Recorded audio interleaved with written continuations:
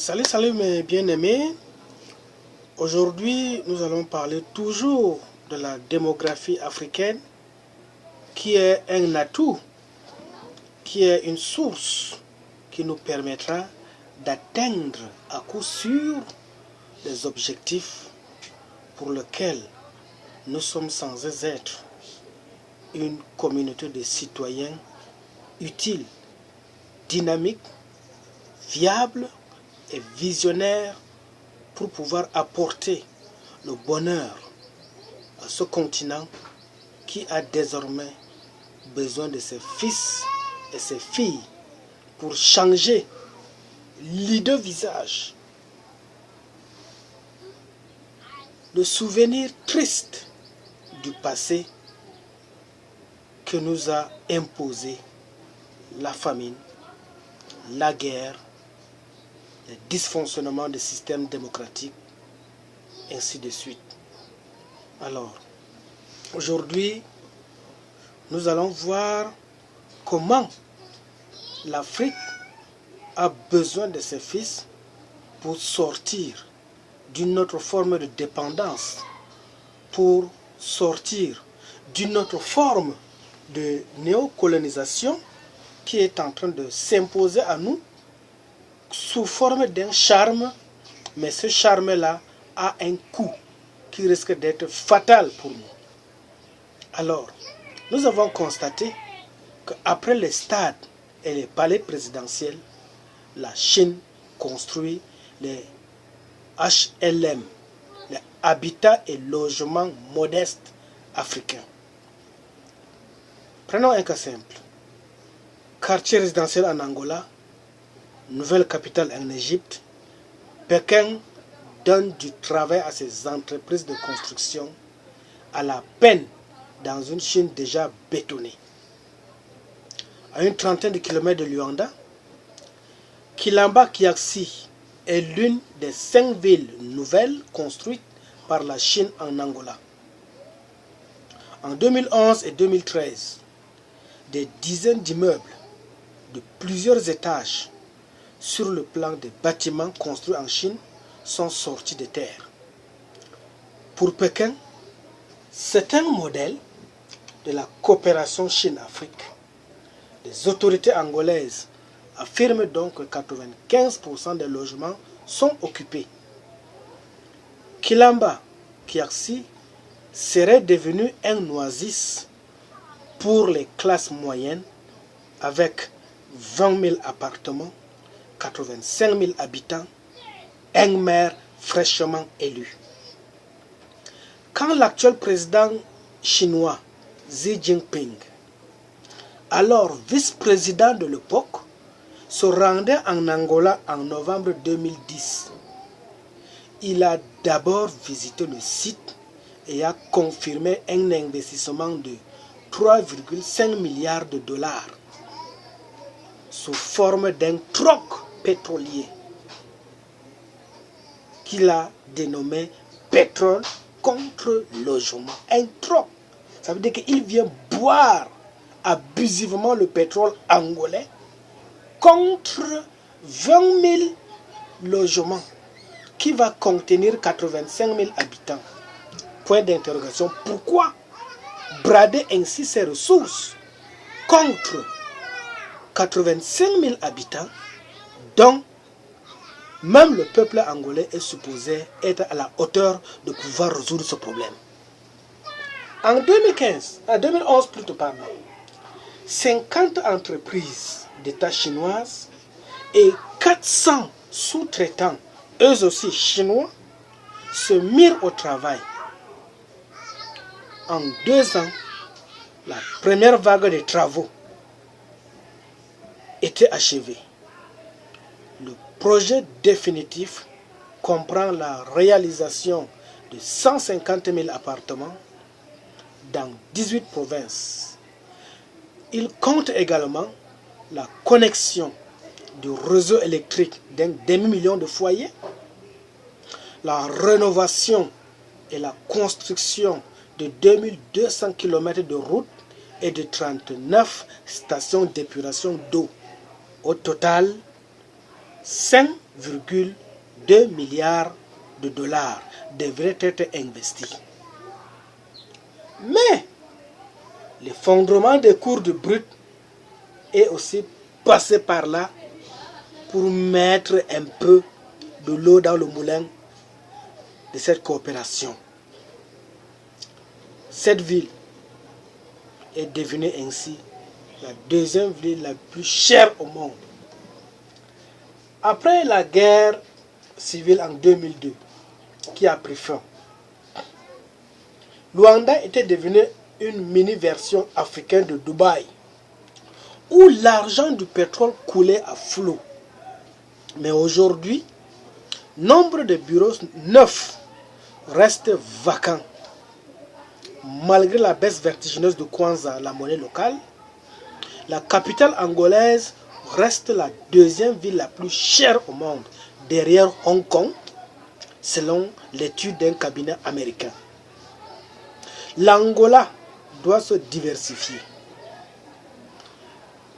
L'Angola a besoin de ses fils qui doivent utiliser TBC pour apporter, pour corriger cette forme de néocolonisation.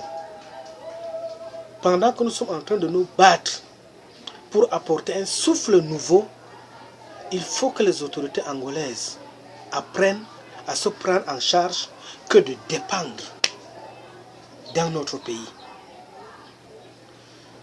Puisque la production de pétrole sert tout juste à rembourser les prêts considérables accordés par la Chine à Luanda. Comme la Chine connaît l'Afrique et qu'elle a décidé de faire une nouvelle forme d'esclavage en matière de ressources, elle vient, elle brade nos ressources, elle boit abusivement nos ressources, elle consomme exagérément nos ressources et en retour nous donne quelques logements. Et même de ces logements, quelles sont les qualités qui sont réalisées? Point d'interrogation. Actuellement, 35% des investissements étrangers chinois dans le domaine de la construction en Afrique est de 16,4% des investissements directs étrangers de la Chine en Afrique se concentrent dans le seul domaine de la construction, contre 30% pour les mines. L'Afrique est le continent qui connaît la plus forte urbanisation et le nombre de résidents dans les villes devrait tripler d'ici 2040. La Chine et l'Afrique compteront alors chacun 1 milliard d'urbains et cela explique que l'Angola n'est pas le seul pays visé par les promoteurs chinois. Au Maroc, la construction d'une ville nouvelle va coûter 10 milliards de dollars et permettra d'héberger 300 000 personnes. En Égypte, la future nouvelle capitale, construite et financée par la Chine, à une encablure du Caire, est estimée à 45 milliards de dollars. En 2015, dernièrement, les entreprises chinoises ont investi plus de 9 milliards de dollars en projets de construction dans le domaine de l'immobilier, contre 6 milliards en 2014 et 87 millions à peine en 2009. Alors, c'est un très bon calcul. C'est un très bon calcul parce que la Chine a estimé que l'Afrique a un potentiel, l'Afrique a des ressources, l'Afrique a de quoi nourrir ses ambitions de domination mondiale, l'Afrique a tout ce qu'il faut dont la Chine a besoin pour s'imposer comme maître du monde ou bien pour s'imposer comme le deuxième gendarme économique mondial. Frère, toi ma soeur qui m'écoute, pendant ce temps, On doit laisser ça comme ça? On doit laisser cette hégémonie chinoise s'imposer à nous? Non. On peut faire quelque chose. Il est une affaire de logement. Aujourd'hui, la valeur en termes d'investissement dans le TBC, c'est 10 dollars. Tu peux acheter le TBC. Par exemple, cette vidéo que je suis en train de faire, en temps proportionnel, en période de promotion, cette vidéo peut valoir 4 milliards de francs CFA. En temps normal, hors promotion, elle peut valoir 400 millions de francs CFA. Ou bien minimum 40 millions de francs CFA. Si nous sommes par exemple 10 000 personnes qui avons 4 milliards chacun dans un pays, dans 4 milliards fois 10 000, nous sommes combien? Nous constituons ainsi une communauté à un potentiel économique énorme. Et ce potentiel que nous constituons ainsi peut nous permettre de pouvoir dire un mot pour dire non. S'il s'agit de construire les logements sociaux pour notre nation, il suffit que chacun prélève un ratio, même de 10 ou de 15% dans sa masse monétaire. Et si on prélève par exemple ainsi 10 ou 15% par personne, multiplié par 10 000, ça donne combien? C'est des milliards. Et avec au moins 5 000 milliards par exemple, on peut réaliser ce que les Chinois sont en train de nous faire miroiter. On peut nous-mêmes réaliser des projets énormes, des projets viables et garder nos ressources pour la génération future. Je vous ai pris l'exemple de l'Angola. L'Angola est un pays béni. L'Angola est un pays riche en termes de ressources pétrolières. Mais lorsqu'ils bradent leurs ressources pétrolières contre les miettes que la Chine vient les faire miroiter, c'est une perte énorme. Et jusqu'à quand allons-nous continuer dans cette voie? Jusqu'à quand allons-nous continuer dans cette position où au fur et à mesure qu'on avance, au fur et à mesure qu'on cherche à vouloir tendre vers la perfection, on vient nous faire régresser. Qu'est-ce que j'appelle tendre vers la perfection? En ce moment où l'Afrique est en train d'accroître numériquement, je viens de dire tantôt que d'ici peut-être 2030, nous allons atteindre environ 2 milliards. En ce moment-là, la Chine qui est aussi à environ 1 milliard, aujourd'hui, va atteindre aussi 2 milliards. Nous, en termes de masse numérique, ils seront un pays, nous serons un continent, mais un continent à force égale en termes de masse humaine.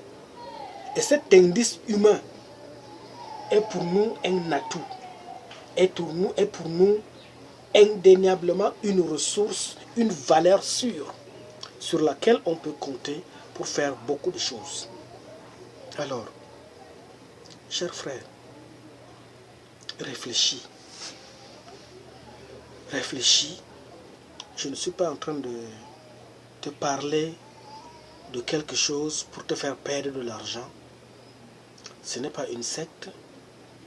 C'est parce que j'ai découvert que plus le monde qui se présente à nous a plusieurs atouts, a plusieurs facilités, il faut qu'on puisse saisir l'opportunité au bon. Quand je parle de facilité, ce n'est pas le fait d'aller voler. Ce n'est pas la facilité qui se puise dans la paresse. Ce n'est pas la facilité qui est perverse. Mais c'est une facilité qui s'obtient dans un travail acharné, dans un travail où seule l'endurance, la concurrence et l'abnégation payent. Alors, chers frères, merci de m'avoir écouté. Je crois que dans les prochaines occasions, je viendrai encore à vous, ou bien je viendrai à toi d'une manière détaillée. Parce que, en un mot comme en mille, le développement que nous avons besoin pour notre Afrique, le développement que nous avons besoin pour notre continent, pour notre pays, ou bien pour nos zones et pôles démographiques africains, est aussi cantonné dans l'énergie. Sans énergie, rien n'est possible. Pour que je vienne à toi ce matin, pour que je puisse te parler un peu même de TBC, il a fallu de l'énergie électrique. À travers l'énergie électrique, il a fallu de l'énergie à travers Internet. S'il n'y avait pas Internet, je ne me serais pas présenté à toi. Je ne serais pas en train de te parler d'un bien fondé qui doit être une utilité publique. Cette manne monétaire qu'on appelle TBC a besoin d'être une utilité publique pour qu'elle soit accessible à tous les pays du monde, à tous les pays d'Afrique, afin de pouvoir être une source sûre, une source qui puisse garantir l'éclosion d'un développement de proximité. Alors, merci. Je crois que ce n'est pas encore le dernier mot, puisque je reviens à toi dans un bref délai pour te parler d'un autre sujet. Les sujets, ils sont variés, ils sont multiples et nous aurons toujours l'opportunité d'en parler. Merci beaucoup.